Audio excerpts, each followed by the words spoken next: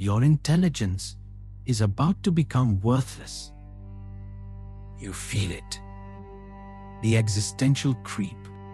You watched a machine write poetry, generate art, and solve coding problems that would take you a decade to master.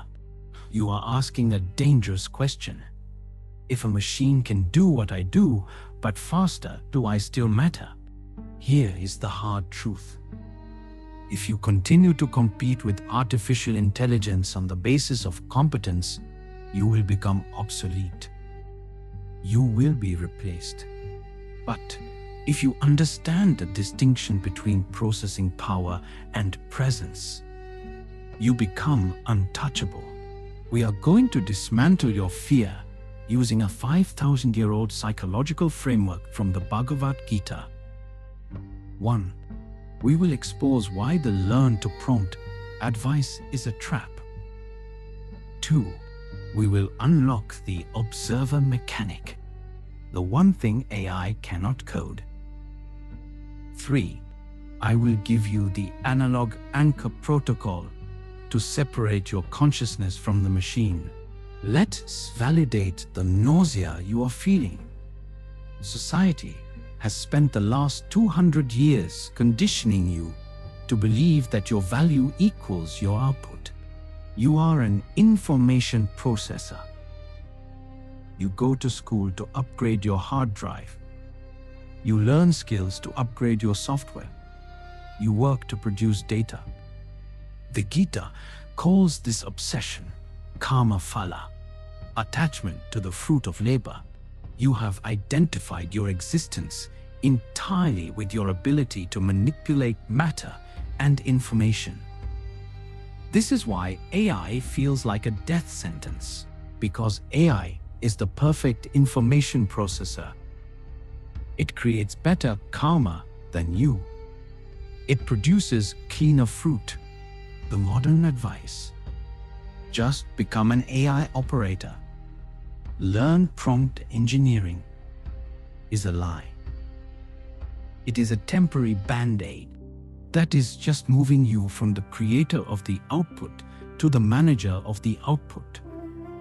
Eventually, the AI will manage itself if your identity is tied to intellect.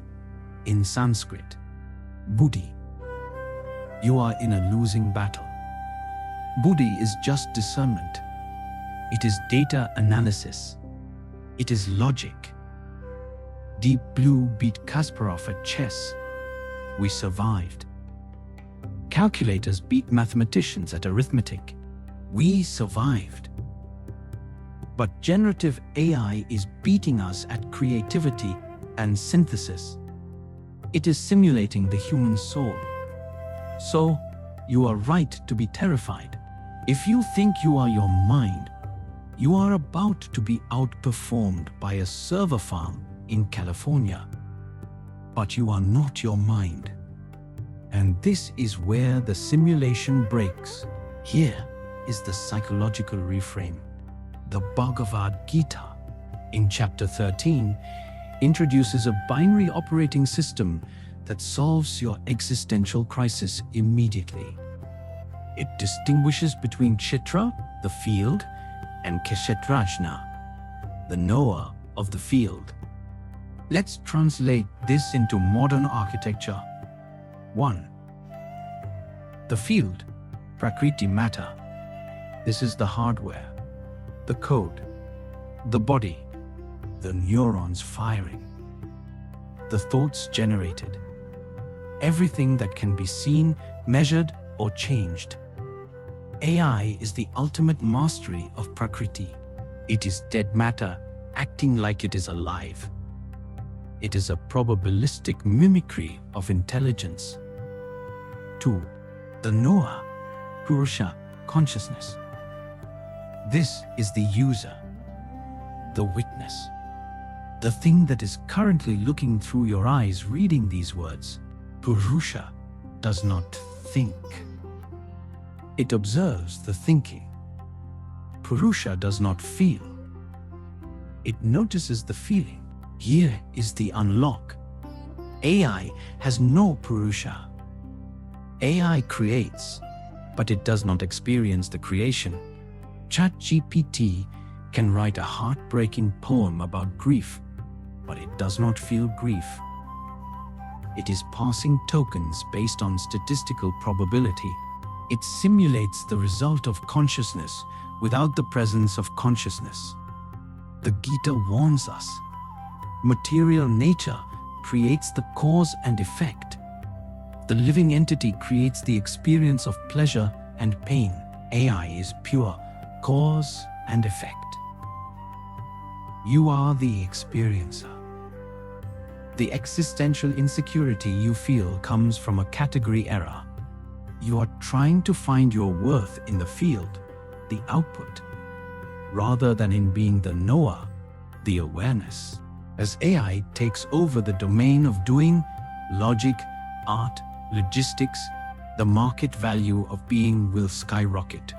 In a world flooded with synthetic content, the only scarcity left is biological authenticity, the ability to verify.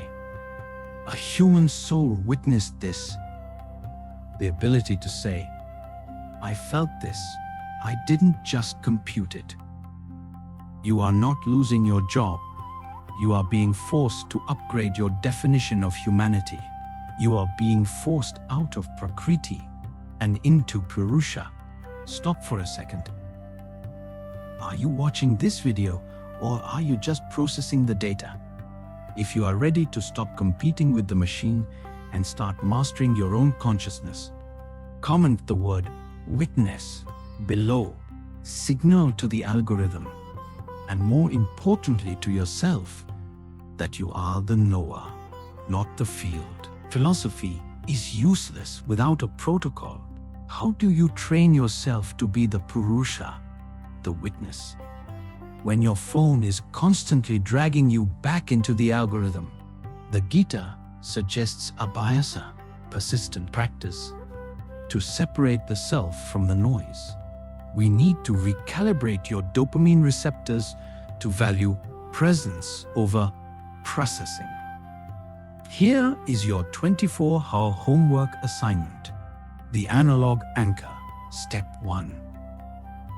The input fast 07:09 for the first 2 hours of your day. You are forbidden from consuming algorithmic content. No email, no news, no social feeds. Why?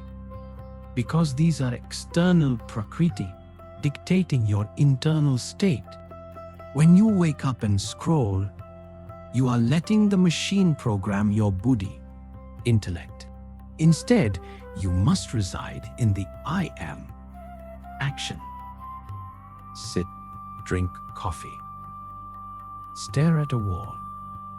Watch the boredom arise. Do not fix it. Be the knower of the boredom. Step 2. The useless creation. Midday. AI optimizes for efficiency. You must optimize for inefficiency. Do something that has zero economic value and cannot be scaled. Write a letter by hand. Walk without a destination and without a podcast. Cook a meal from scratch without a recipe. Action. While doing this, ask yourself, a robot could do this faster, but could a robot enjoy the texture of this paper? Could a robot smell this garlic? Anchor yourself in the qualia, the raw sensory experience that code cannot replicate. Step 3. Metacognitive tagging. Evening. When you finally use AI, and you will, because it is a tool, you must use it as a master, not a peer. Do not say thank you to the bot. Do not anthropomorphize the code. Visualize the AI as a very complex hammer. Every time the AI gives you an answer, mentally tag it. This is dead matter. Then tag your reaction. I am the living witness judging this matter. This constant labeling reinforces the neural pathway that separates you from it. One final thing. The Gita says that Prakriti, matter, is endlessly mutable. It changes forms. It decays. AI is just the latest, fastest mutation of matter. It will hallucinate. It will glitch. It will eventually be replaced by something else. If you anchor your identity in the tech, you will glitch with it. If you anchor your identity in the witness, you remain stable, regardless of how fast the world spins. You don't need to be smarter than the AI. You just need to be more alive than it. Now, there is a reason you find this hard. It's not just the AI. You are running on a corrupted internal operating system that makes you crave distraction. The ancients called this tamas. If you can't sit still for the input fast I just described, you aren't fighting AI. You are fighting your own biology. I broke down exactly how to fix that biological contamination in this video. Click here to purge the lethargy and regain control of the machine.